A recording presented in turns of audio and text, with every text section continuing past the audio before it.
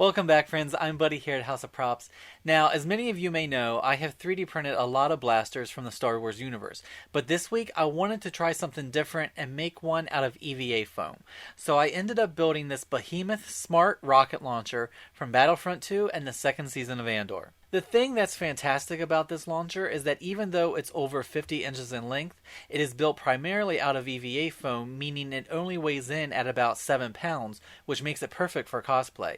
And the majority of that weight is the internal PVC support. I do have to say that this smart rocket launcher consists of a lot of pieces, but that being said, they're all pretty easy to make and attach, and I'll walk you through each step so it's easy for you to make your own. Let's head to the shop and get started.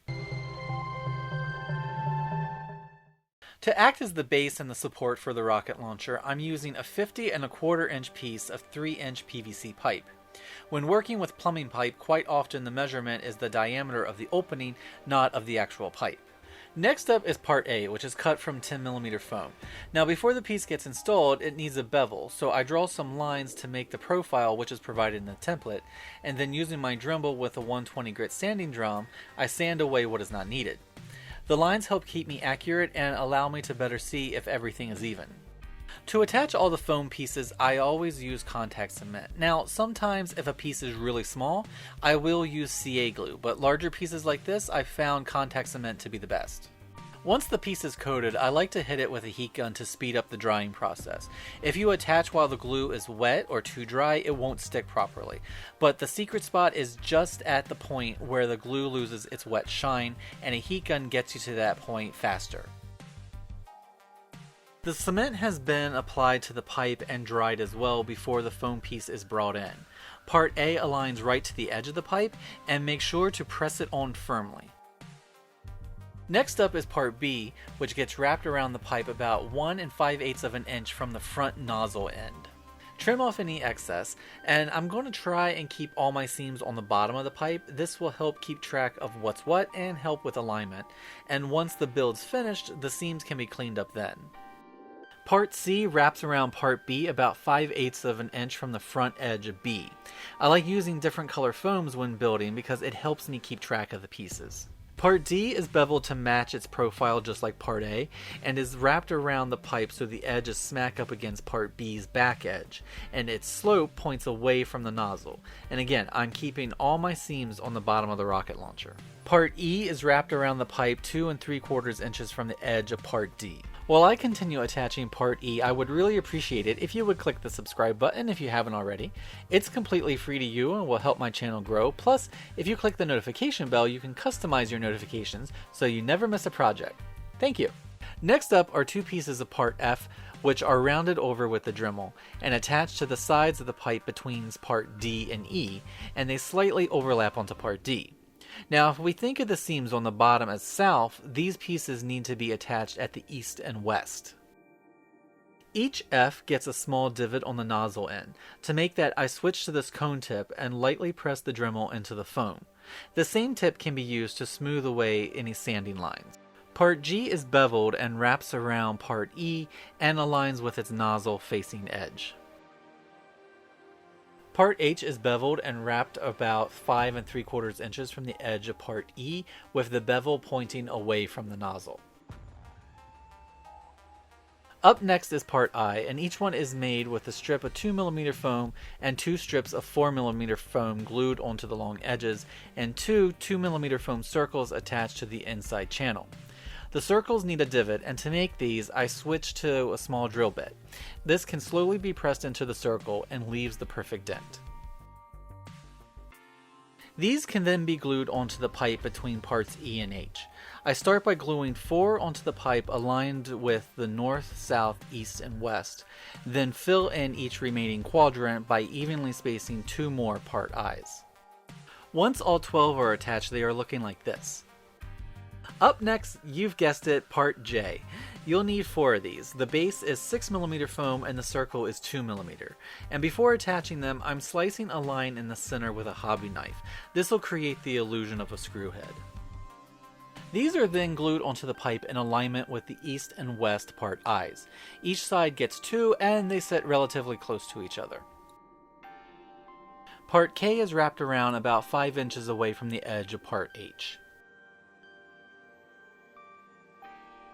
Up next is part L, which is a large piece of 6mm foam that wraps around the rest of the pipe. It sits about 1.5 inches from part K, and wrapping a pipe with a sheet like this can be a little tricky. Just take your time and slowly work your way around the circumference of the pipe. Part M then wraps over part L 1/2 inch from the edge like so. Then part N nests up against part M as it wraps around. Parts O and P get attached so that the edge of part P is 4 inches from the rear edge of the pipe. I've jumped to the end of the pipe because it'll help with aligning the pieces that come in between. Next, part Q aligns right to the rear edge. The two part Rs are created by cutting circles out of 10mm, 2mm, and 6mm foams, and the 6mm foam circle gets beveled to create a dome. These are then attached so they point northwest and northeast, so they're not directly on the sides but slightly higher. For part S, I'm using 1-inch steel flat bar bent to the desired shape.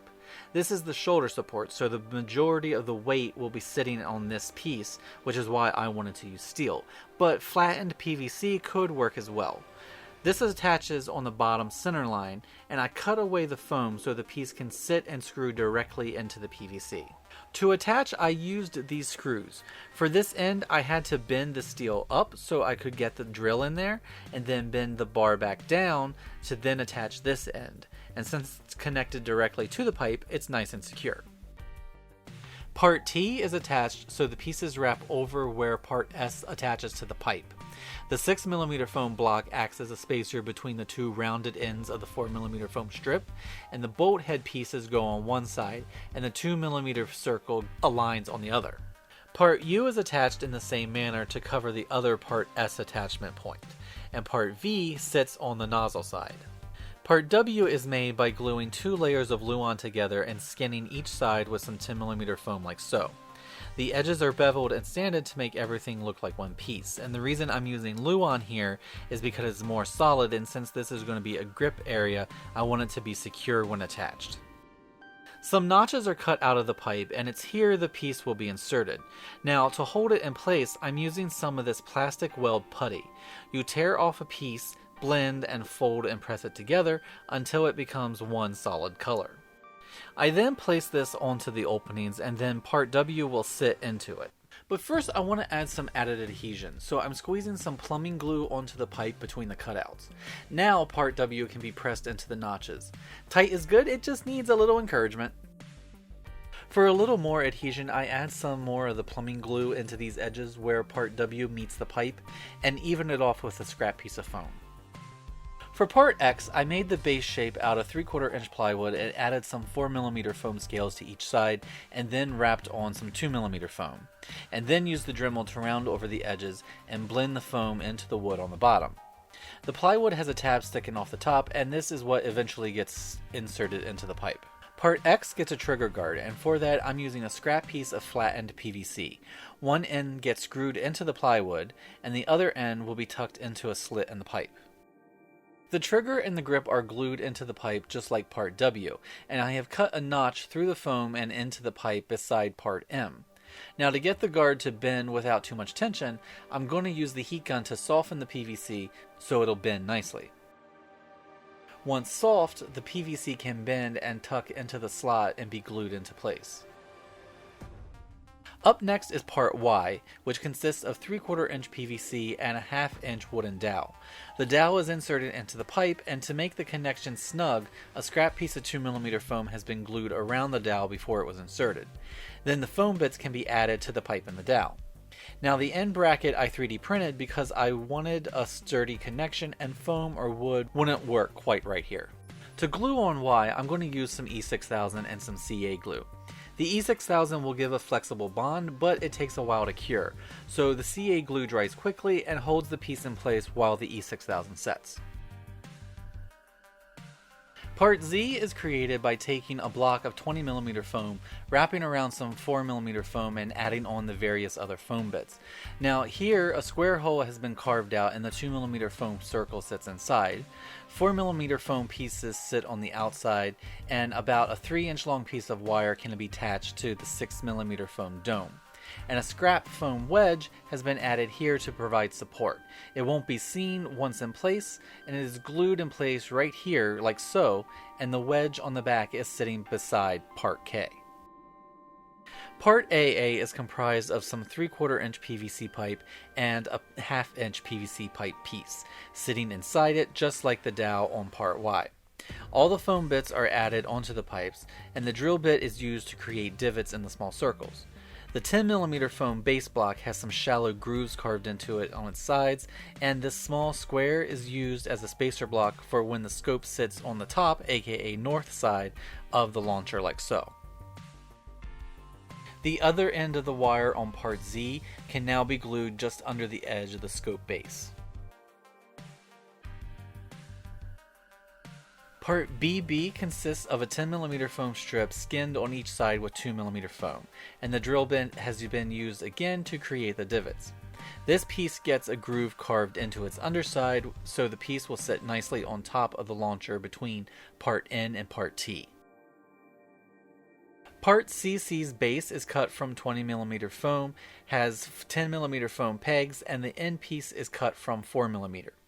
This then sits on the north line of the launcher so that the end dangles about 3/4 of an inch off the rear of the launcher. Part DD is 3D printed and attached on the bottom side of the launcher. Foam could be used here, but again, I wanted something more substantial and non-flexible. Part EE consists of 6 of these 3D printed brackets. These get glued onto the rear of the launcher, evenly spaced around its circumference, like so.